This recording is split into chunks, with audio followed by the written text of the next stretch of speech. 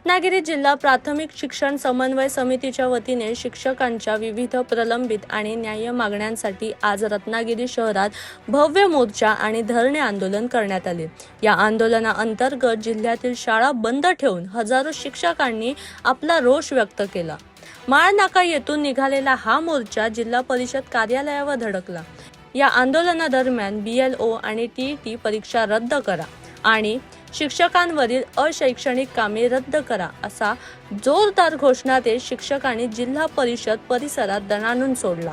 प्रमुख मागण्यांसाठी घोषणाबाजी करीत शिक्षण समन्वय समितीने शासनाचे लक्ष वेधण्यासाठी अत्यंत आक्रमक भूमिका घेतली।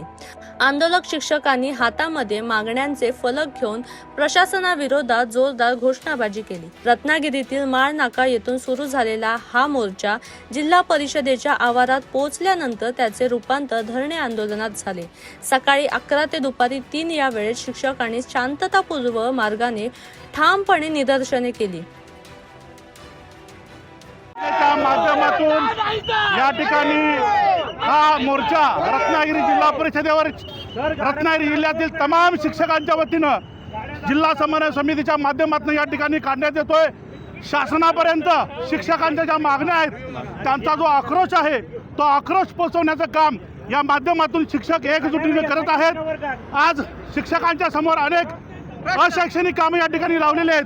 BLO सारखं काम असेल, त्याचबरोबर अन्य जे अशैक्षणिक कामं आहेत आणि त्याचबरोबर जे TET अन्यायकारक TET या ठिकाणी शिक्षकांच्यावरती लादली गेलेली आहे ती रद्द करण्यात यावी आणि याच अनुषंगानं शिक्षकांची एकजूट ही या ठिकाणी दिसत आहे। या सगळ्या मागण्या या ठिकाणी शासनानं मान्य कराव्यात आणि या शिक्षकांना या सगळ्या जाचातून मुक्त करावं आणि त्यांचं जे मूळ कर्तव्य आहे की शाळेमध्ये शिकवण्याचं जे काम शिक्षकांचं आहे ते काम करण्याची मुभा या ठिकाणी शासनानं द्यावी आणि हीच एक मागणी घेऊन या ठिकाणी हा सगळा आक्रोश आम्ही करत आहोत।